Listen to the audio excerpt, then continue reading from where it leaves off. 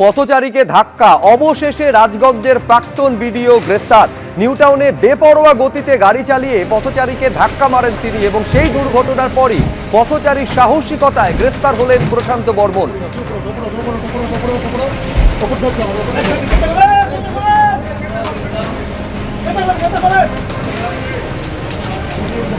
গ্রেফতার করার পর তাকে যখন আদালতে তোলা হচ্ছে সেই মুহূর্তের ছবি আপনারা দেখতে পাচ্ছেন। গতকাল রাতে নিউটাউনে ইকো পার্কের কাছে তার গাড়িতে ধাক্কা মারেন এক পথচারীকে। তারপর কি হলো গতকাল রাত্রের ছবি দেখুন একবার। সেই ভিডিও মনে পড়ছে, যে ভিডিও দুর্নীতিগ্রস্ত সেই ভিডিও। ও ড্রিঙ্ক করে গাড়ি নিয়ে আসছিল মেহকি পাঞ্জাবের সামনে দিয়ে, এদের মুখে মাস্ক পড়ছে, লজ্জায় মুখে মাস্ক পড়ছে, ড্রিঙ্ক করে গাড়ি নিয়ে আসছিল। হ্যাঁ দেখুন খামটা দেখুন, খাম করে দিয়ে এই সেই ভিডিও, প্রশান্ত বর্মন সেই ভিডিও, দুর্নীতিগ্রস্ত ড্রিঙ্ক করে যাচ্ছে মেহকি পাঞ্জাবের সামনে দিয়ে। এই যে ধাক্কা, এই যে দেখুন কিভাবে ধাক্কা মেরেছে গাড়ি। এই সাইডে দেখলে বুঝতে পারবেন, এই যে সাইডে দেখুন, এই সাইডে দেখুন, এই সাইডে দেখলে বোঝা যাবে যে কত জোর ধাক্কাটা মেরেছে। হ্যাঁ আবার লজ্জায় মুখে মাস্ক পড়ছে। প্রশান্ত বর্মন দুর্নীতিগ্রস্ত ভিডিও এবং হচ্ছে ড্রাং বয়, এত পরিমাণে ড্রিঙ্ক করেছে যে গাড়ির কন্ট্রোল নেই ওনার হাতে। আমি ধরে উনি বেরিয়ে চলে যাচ্ছিলেন, উনি ধাক্কা মারার পরেও বুঝতে পারছেন যে ধাক্কা মেরেছেন, তারপরে উনি বেরিয়ে চলে যাচ্ছিলেন। আমি ছুটে এসে ওনার সামনে স্কুটি লাগিয়েছি, ওনাকে আটকেছি, পুলিশদেরকে ডেকেছি। পুলিশরা যথাযথ ব্যবস্থা নেবে, যতক্ষণ না পর্যন্ত ব্যবস্থা হবে ততক্ষণ পর্যন্ত এখান থেকে সরার কোনো কারণই নেই। এই যে তার গাড়ির নাম্বার, ইনি সেই দুর্নীতিগ্রস্ত প্রশান্ত বর্মন এবং ড্রাং বয়, ফুললি ড্রাং বয়। এত হারে ড্রিঙ্ক করেছে, উনি লজ্জায় নামতে পারছেন না গাড়ি থেকে। আমি বলবো টেস্ট করুন একবার, টেস্ট করুন, উনার অ্যালকোহল টেস্ট করুন একবার।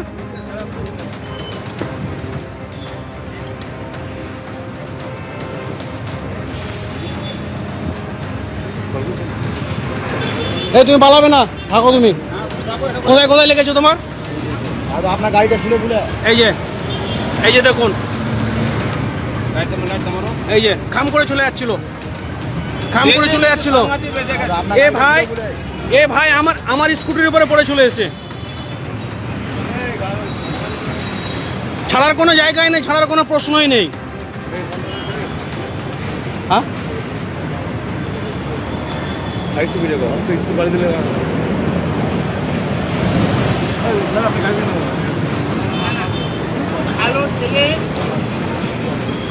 আপনি দাঁড়ালেন না কেন? আপনি যখন দেখলেন, আপনি একটা ভিডিও, আপনি যখন দেখলেন এই ঘটনা যখন ঘটলো শুধুমাত্র একেবারে ধাক্কা মারাই নয়, তারপরে এই ভিডিওকে প্রাক্তন ভিডিওকে রীতিমতো হম্বিতম্বি পর্যন্ত করতে দেখা যায়। তারপর অবশেষে তাকে গ্রেফতার করলো পুলিশ। গ্রেফতার করার পর আজকে তাকে আদালতে পেশ করা হয়েছিল। তারপর কি হলো জানবো, কথা বলবো। ময়ূক ঠাকুর চক্রবর্তী আমাদের প্রতিনিধি রয়েছেন ফোন লাইনে। ময়ূক, দেখো শুভ্রজিৎ, আজকে সকাল 11:30 নাগাদ রাজ্য পুলিশের তরফ থেকে প্রশান্ত বর্মনের অ্যারেস্ট তার কনফার্মেশন দেওয়া হয় এবং যেটা পরিষ্কারভাবে জানানো হয় যে গতকাল যে রোড ট্রাফিক অ্যাক্সিডেন্টের ইনসিডেন্ট হয়েছে তাতে সেই সেকশনেই তার এগেনস্টে কেস করা হয়েছে এবং গতকাল রাতের ঘটনাতে তিনি অ্যারেস্ট হয়েছেন। অর্থাৎ স্বপন কামিল্লা খুনের যে ঘটনা, নৃশংসভাবে খুনের যে ঘটনা, তারও তো মূল অভিযুক্ত এই প্রশান্ত বর্মন। সেই বিষয়ে পুলিশের তরফ থেকে কিছু বলা হয়নি।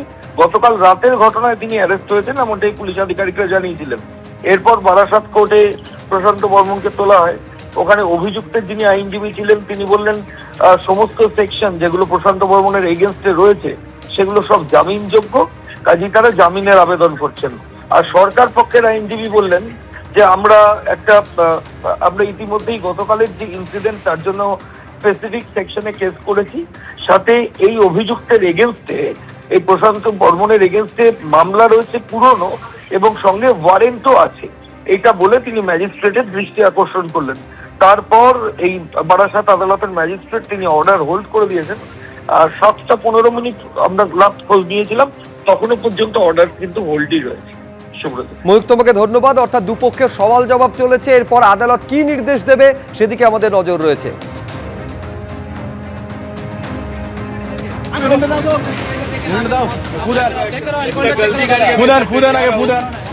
হ্যালো, দাঁড়িয়ে আসো, দাঁড়িয়ে আসো না, সাথী আসো। মদ খেয়েছে কিন্তু চেক করতে দেবে না, ড্রিঙ্ক করেছে কিন্তু চেক করতে দিচ্ছে না। অফিসারের কথা শুনছেন না কেন?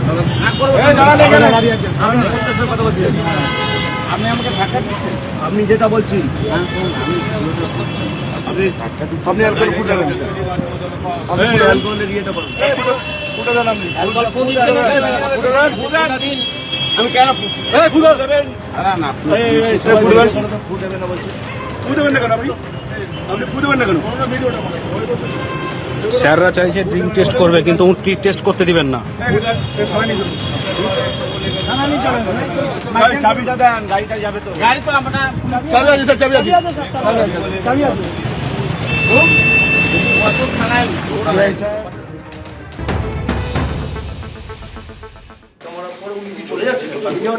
চলে যাচ্ছিল, গাড়ি থামেনি কেউ। বলছি যিনি ধাক্কা দিয়েছিলেন ওই ড্রাইভার কি মদ্যপ অবস্থায় ছিলেন? জানি দাদা ধরেছিল, হয়তো খেয়েছিল মনে হয়। বিতর্কিত হচ্ছে আপনার ভিডিও, প্রশান্ত বর্মন সে একটা পথচারীকে ধাক্কা মারে এবং বেরিয়ে চলে যাচ্ছিল। তো সেই জায়গায় ও স্কুটিটা নিয়ে তার গাড়ির সামনে দাঁড় করায় এবং তারপর দেখে যে এই মানুষটাকে চিনতে পারে যে আপনি প্রশান্ত বর্মন না, তাহলে এরকম একটা পথচারীকে ধাক্কা দিয়ে আপনি চলে যাচ্ছেন। প্রথমত কথা হচ্ছে আপনি যদি দাঁড়িয়ে সরি বলতেন সেটা এসে যায়, তো আপনি এইভাবে যে বেরিয়ে যাচ্ছেন এটা তো একদমই উচিত না। তো সেই প্রশান্ত বর্মনের বিভিন্ন বিষয় যেটা অলরেডি মিডিয়া জানে, সাধারণ মানুষ জানে, সেই বিষয়ে কথা বলে যে এই তো আপনি সেই মানুষ, তাহলে আজকে আপনার আর একটা রূপ মানুষ দেখতে পাচ্ছে, ঠিক আছে। তো তিনি অস্বীকার করে এবং তাকে থ্রেটও দেয়, ঠিক আছে। আমার বন্ধুটিকে এখানে ফেসবুকে দেখা যাচ্ছে লাইভে, তাকে থ্রেটও দেয় এবং কুৎসিত ভাষায় আক্রমণও করে। সেখানে পুলিশ তারা উপস্থিত ছিল। তো এই ঘটনা দেখে আমরা এখানে উপস্থিত হলাম, ততক্ষণে আপনার হচ্ছে ভিডিওকে পুলিশ নিয়ে গেছে, ঠিক আছে। চোখ রাখবো পরের খবরে। অনুপ্রবেশে জিরো টলারেন্স, বাংলাদেশ সীমান্তে বাড়ছে ভিড়, জেলায় জেলায় হোল্ডিং সেন্টার তৈরি হচ্ছে, সীমান্তে বাংলাদেশিদের লম্বা লাইন। উত্তর 24 পরগনা স্বরূপনগরের হাকিমপুর সীমান্তে এসআইআর এর সেই পুরনো ছবি আবার ফিরে এলো।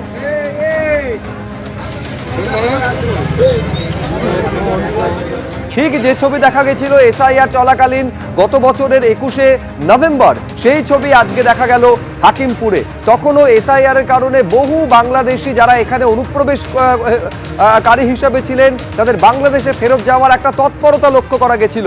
আজকে অনুপ্রবেশে যখন জিরো টলারেন্স দিচ্ছে এই রাজ্যের সরকার, সেই একই ছবি ফিরে এলো সেই হাকিমপুরে।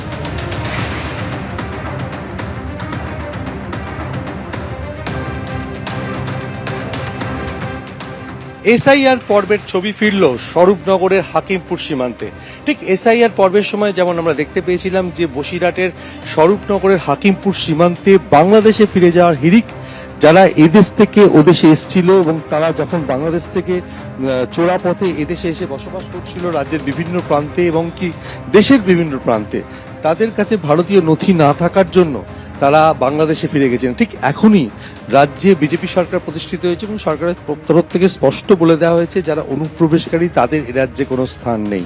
আর সেই কারণেই তারা এই মুহূর্তে দেখতে পাচ্ছি যে হাকিমপুর সীমান্তে জড়ো হয়েছেন এবং ওপারে বাংলাদেশের সাতক্ষীরা জেলার মাধ্যমে তারা বাংলাদেশে ফিরে যাবেন এবং বিএসএফ এর কাছে এসে পৌঁছেছেন, তারপরে বিজিবির মাধ্যমে বাংলাদেশে ফিরে যাওয়ার কথা। আপনি কতদিন আগে এসেছিলেন বাংলাদেশ থেকে? 8-9 মাস হবে। 8-9 মাস হবে। কিভাবে এসেছিলেন? ও জুলুঙ্গি ভাড়া দিয়ে দালাল ধরে আসছিলাম। কত টাকা লেগেছে? 5000। তারপরে তারপর দালালের লোক ঠিক করে দিয়েছে, চলে গেছি কেরালা। কোথায় থাকতেন? কেরালা কাজ করতেন? কংক্রিট কাজ, ঢালাই। কোন চলে যাচ্ছেন? এখন এই যে ধরছে, চালান দিচ্ছে, ধরে ভয়ে চলে যাচ্ছি। কোথায় বাড়ি? বাংলা কুষ্টিয়া জেলা, দৌলতপুর থানা। কোন ফিরে কি দেশে কর্মটর্ম যা হবে তাই হবে। সাতক্ষীরা। আমি বলছি একজনের সাথে বলছি, কিভাবে এসেছিলেন? আসছিলাম ওই ধামাখালি দিয়ে, নদী পথে? নদী পথে। 2000। কত বছর আগে? 9 মাস আগে। New town. ওই বোতল টুকাতাম, বোতল কুড়াতাম। ভোট দিয়েছেন? না, কোনো ডকুমেন্টস নেই, ভোট দেবো কোথায়? চলে যাচ্ছেন কেন? তো আমাদের কোনো ডকুমেন্টস নেই। ভারতে কোথায় থাকতেন? দমদম। এসেছিলেন, তাদের এখানে ভারতীয় নথি নেই এবং সেই কারণে তারা চলে যাচ্ছেন। কিন্তু গত কয়েকদিন ধরেই বাংলাদেশিদের আনাগোনা ফের শুরু হয়েছে স্বরূপনগরের হাকিমপুর সীমান্তে এবং তারা গেছেন। কিন্তু আজকে যেটা সিদ্ধান্ত হয়েছে যে বনগাঁতে একটি হোল্ডিং সেন্টার তৈরি করার পরিকল্পনা রয়েছে, সেই কারণে আজকে যারা ওদেশে ফেরার জন্য এসেছিলেন তাদের প্রত্যেককেই বিএসএফ আটক করে রেখেছেন এবং বসিরহাট পুলিশ জেলার শীর্ষ কর্তারা তারা এসে পৌঁছেছেন এবং এখনো পর্যন্ত সিদ্ধান্ত হয়নি তারা কিভাবে ফিরবেন। যেহেতু তাদের কাছে কোনো নথি নেই, তারা অনুপ্রবেশকারী, তারা বাংলাদেশে ফিরে যাবেন, কিন্তু তারা কিভাবে ফিরবেন সেটা এখনো পর্যন্ত প্রশাসনের তরফে সিদ্ধান্ত হয়নি। ক্যামেরার প্রতীক রায়ের সঙ্গে সমীরণ পাল, এবিপি আনন্দ, উত্তর 24 পরগনা। এবিপি আনন্দ, এগিয়ে থাকে, এগিয়ে রাখে।